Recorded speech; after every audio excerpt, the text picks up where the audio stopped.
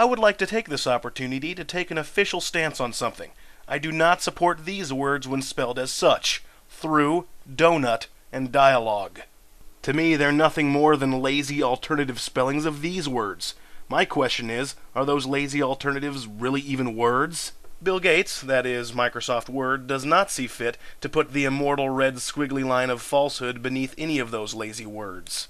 And yeah, you could argue that that makes them real words, but Bill Gates even red underlines actual words sometimes, like monomalimnian, and dermatoglyphics, and honorifica bilitudinitatis. But Griff, Shakespeare just coined that last word. He borrowed it from Latin. Okay, first of all, most of our words are in some sense borrowed from another language, and secondly, Shakespeare coined like 1,000 words.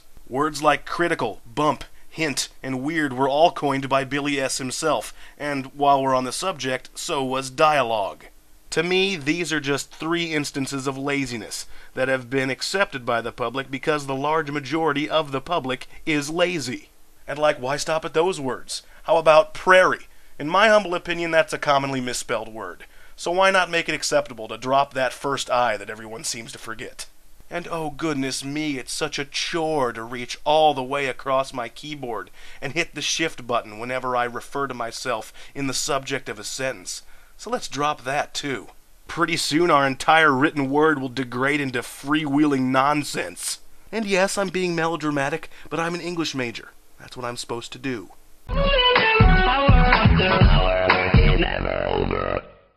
Good afternoon, butt kickers. It's November 20, the 324th day of 2011, which means a lot of things, and I can't decide which one to talk about, so I'll talk about all of them.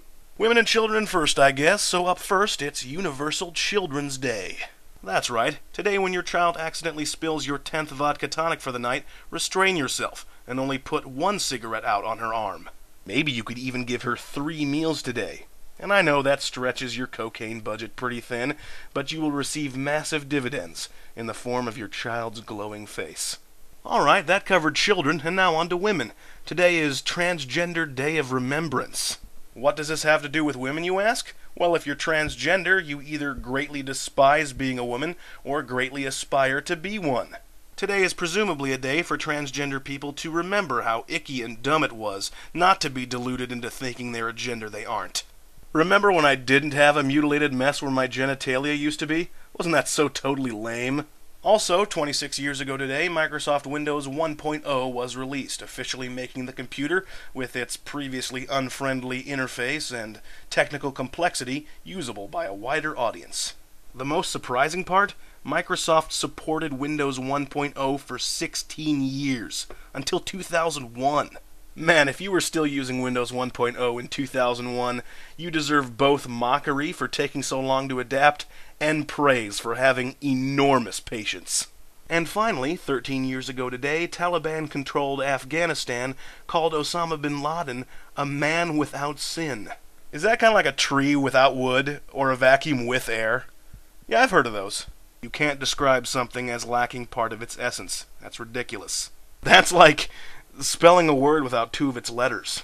Until tomorrow, I'm Griff, and I'm still monologuing.